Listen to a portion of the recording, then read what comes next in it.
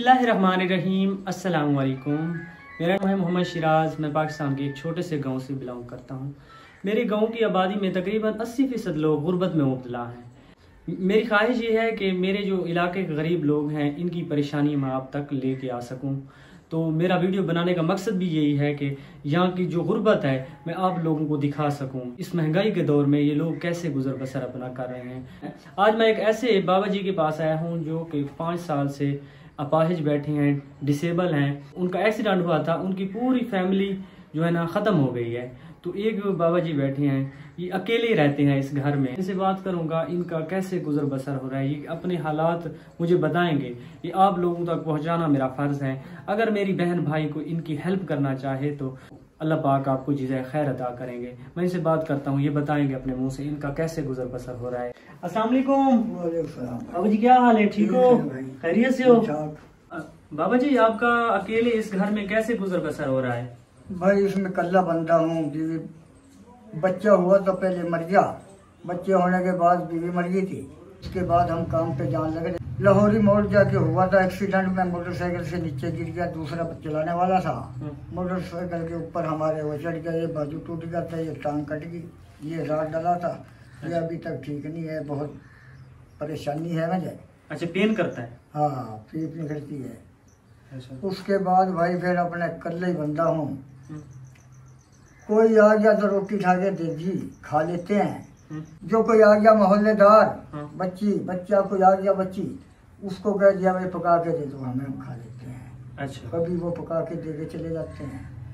ना तो भाई अपना तो कोई वसीला नहीं, ना बेटा ना बेटी ना कोई चीज़ है। हम बहुत परेशान हैं। 50-60 हज़ार रुपये मैंने लेके ना ऊपर भी लगाए, फिर भी ना होगा। थोड़ा खा लिया, थोड़ा फिर लगा दिया, उससे कुछ नहीं फर्क पड़ा। मैं दवाई का ये है, दवाई भी हम किसी से कहें किसी को दे दी ना दे दी, आने के 5-7 गोलियां ला के दे देते हैं, उन्हें खा लेते हैं। फिर उसके बाद फिर वही फिर किसी को बोलना, फिर बस बहुत मुताजगी है। तो राशन का कैसे बंदोबस्त करते हैं? राशन का बंदोबस्त कोई राशन का मेरे पे बंदोबस्त नहीं है। क्यों? अच्छा। कोई थोड़ा बहुत दे दिया तो खा लेना, 2 टाइम दे दिया, 3 टाइम का दे दिया, पका लिया, खा लिया। जो ना आया तो भाई फिर भूखे ही पड़े रहे। क्या करें, किसी को क्या कहें, किसी को। अच्छा। हाँ, हमें हर चीज की जरूरत है। कितना अरसा हो गया? 6 साल हो गए हैं मुझे इसमें पड़े को। जो पैसा था लग जाता, जो भी था सब चला गया हमारा। अच्छा। अब मैं रह गया मुताज आदमी, ना कोई थोड़ा लगने वाला, ना बेटा होता लगता, कोई और होता लगता। क्या करते हैं, बेकार हो गया। पक्का मैं इस बेचारे बाबा जी के पास पंखा भी नहीं है। यहाँ पे गर्मी है काफी ज्यादा, यहाँ पे मक्खियां हैं, यहाँ पे बंदा 2 मिनट बैठ भी नहीं सकता, इतनी गर्मी है। तो ये बेचारा पता नहीं कैसे यहाँ पे रह रहा है।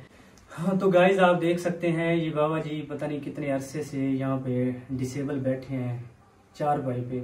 इनका बेटा पहले हुआ था, वो फौत हो गया, इनकी बीवी भी फौत हो गया है। इनके पास राशन वगैरह कुछ भी नहीं है। ये आप देख सकते हैं कि इनके घर में कुछ भी नहीं पड़ा हुआ।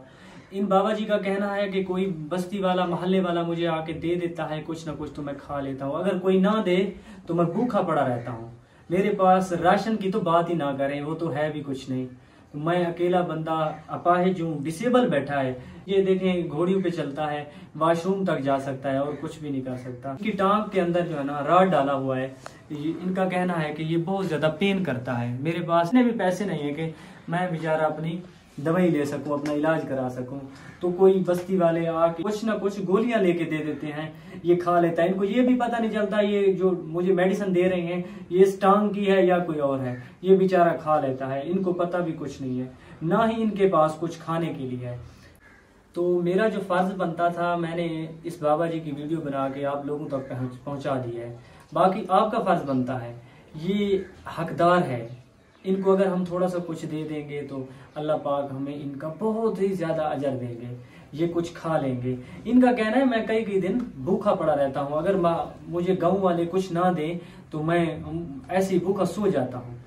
तो मेरा वीडियो बनाने का मकसद है कि मैं इस तरह के जो फैमिलीज हैं बहुत ज्यादा तंग हैं। ये मेरे गाँव में काफी सारे लोग हैं इसी तरह के, जिनकी मैं वीडियो बना के आप लोगों तक पहुँचाता हूँ। तो आगे आपका फर्ज बनता है आप इनकी हेल्प करें अपनी अपनी तौफीक के मुताबिक। जितना अल्लाह पाक ने आपको रिस्क दिया है उतनी ही इनकी मदद कर देंगे तो अल्लाह पाक आपको बहुत ज्यादा इनका अजर देंगे। ये बेचारा पता नहीं अपनी जिंदगी कैसे बसर कर रहा है, अकेला बंदा यहाँ चारपाई पे लेटे ये आप फर्ज करें अल्लाह पाक ऐसा ना करे कि हमारे साथ भी ऐसा हो सकता है कि हम इस एक चारपाई पे कितने अरसा रह सकते हैं, या इनकी तबीयत भी सही नहीं रहती। अल्लाह पाक इनको तंदुरुस्ती और सेहत दे, अल्लाह पाक इनकी मुसीबत को काटे। आप सबसे गुजारिश है इनकी थोड़ी हेल्प करें, अल्लाह पाक आपको जज़ाए खैर अता करेंगे। जज़ाकल्लाह। तो मेरी बहन भाइयों आप देख सकते हैं हमारा मकसद ये नहीं है कि हम किसी की वीडियो ऐसे बना के यूट्यूब पे अपलोड कर दें।